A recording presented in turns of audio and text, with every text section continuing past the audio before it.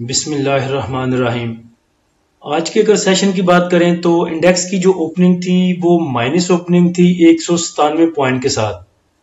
उसके बाद जो आज इंडेक्स ने हाई बनाया वो 80,000 और 85 पे था, जिधर इंडेक्स ने 32 पॉइंट लूज किए थे। उसके बाद अगर इंडेक्स का लो देखें तो वो 78,404 पे रहा, जिधर इंडेक्स ने 1713 पॉइंट लूज किए। उसके बाद अगर इंडेक्स की क्लोजिंग देखें तो वो 78,539 पे है, जिधर इंडेक्स ने 1578 पॉइंट लूज किए। ओवरऑल वॉल्यूम की बात की जाए तो 201 मिलियन के वॉल्यूम ट्रेड हुए KSE 100 इंडेक्स में, जो कि जुम्मे वाले सेशन से कम थे। जुम्मे वाले सेशन में 246 मिलियन के वॉल्यूम ट्रेड हुए थे।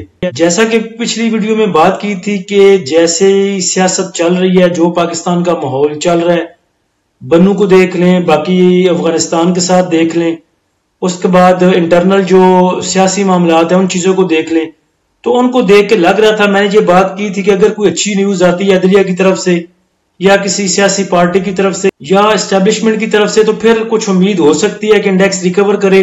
वरना आप 1500 2000 पॉइंट और अपने माइंड में रखें। तो चले 2000 लूज नहीं किए लेकिन 1700 लूज किए और एंड में 1500 पे क्लोजिंग आई। तो नेक्स्ट भी मेरे ख्याल से चीजें कुछ बहुत अच्छी नहीं है। कुछ खबरें हैं जो हुकूमत के हक में है, जैसे तोशाखाना केस में 7 दिन का जो रिमांड था वो और बढ़ा दिया गया है। उसके बाद बाकी भी PTI के 1-2 बंदे जेरे हिरासत हैं, आज उन्हें पुलिस ने उठाया जाकर उनके ऑफिस से। तो ये चीजें देखें तो ये देखें गवर्नमेंट के हक में है। उसके बाद वजीर आजम साहब ने इजलास भी बुलाया है नेशनल असेंबली का, जिसमें उम्मीद है कि वो करारदाद पेश करेंगे PTI पे पाबंदी लगाने के हवाले से। उसके बाद कुछ न्यूज थी DG ISPR की प्रेस कॉन्फ्रेंस की, सुबह से ये न्यूज सर्कुलेट कर रही थी और उनकी प्रेस कॉन्फ्रेंस थी 3 बजे। तो उसमें भी मेरे ख्याल से कुछ खदशात थे लोगों को कि ये कहीं इमरजेंसी लगाने की तरफ इशारा ना हो या वैसी कोई चीजें ना हो। लेकिन मैंने सुबह ग्रुप में कह दिया था कि लग रहा है कि ये जो प्रेस कॉन्फ्रेंस होगी ये चीजों को ठीक जगह पे लाने के लिए होगी। तो उसके बाद जो कमेंट्स देखे, जो मिनट्स निकले, वो भी यही लग रहा था कि ये जो प्रेस कॉन्फ्रेंस थी ये लोगों का एतमाद बहाल करने के लिए थी। तो ये सब चीजें आज मार्केट में चल रही थी और इन्वेस्टर भी कुछ, आपको पता है कि डामाडोल था, तो इसलिए इंडेक्स ने पॉइंट लूज किए।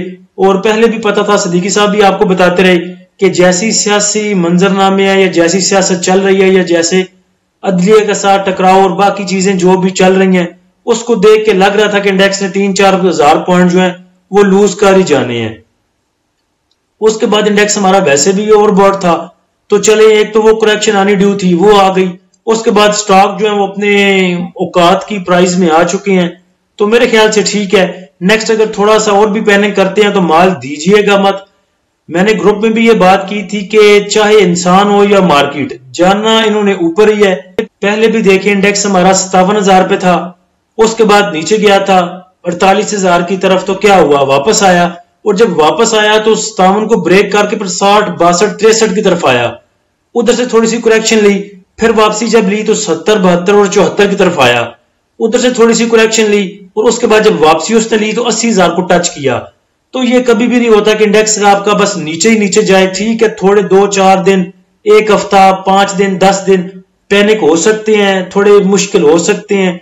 जिनको ये मुश्किल लगते हैं वो इंडेक्स को ना देखें, 4 दिन दूर रह लें इंडेक्स से।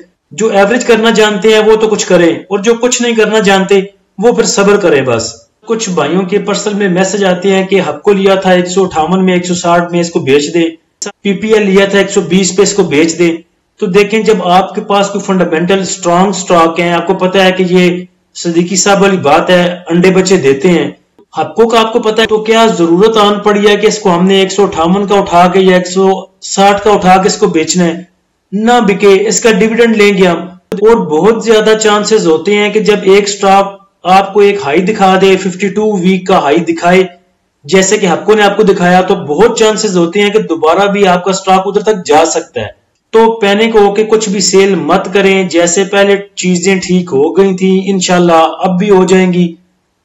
पिछला FIPLP हमने देखा, इदारे आपके बाइंग पे थे, सिर्फ एक इदारे ने सेलिंग की थी। आज का FIPLP अभी देखते हैं तो पता चलेगा कि इदारों की बाइंग है या इंडिविजुअल ने बाय किया, किसने सेल किया, किसने बाय किया।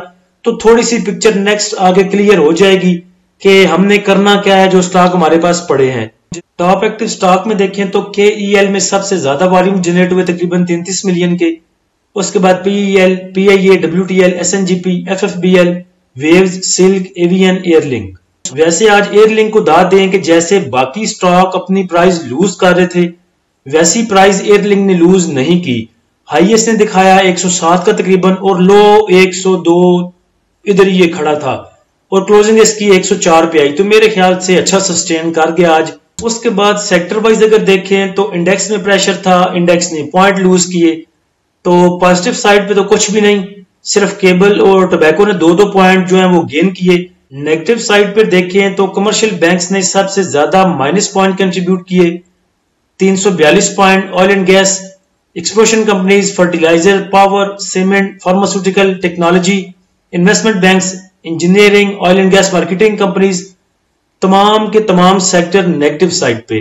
Top point contributor stock wise अगर देखें तो SNGP ने 27 पॉइंट गेन किए, HBL ने 14 पॉइंट और बाकी सब ने 1-1, 2-2 पॉइंट गेन किया। नेगेटिव साइड पे अगर देखें तो हक्को ने सबसे ज्यादा नेगेटिव पॉइंट ऐड किए, 153 पॉइंट। उसके बाद नेगेटिव साइड पे Engro, FFC, OGDC, PPL, PSO, मारी, MCB, UBL, MEBL।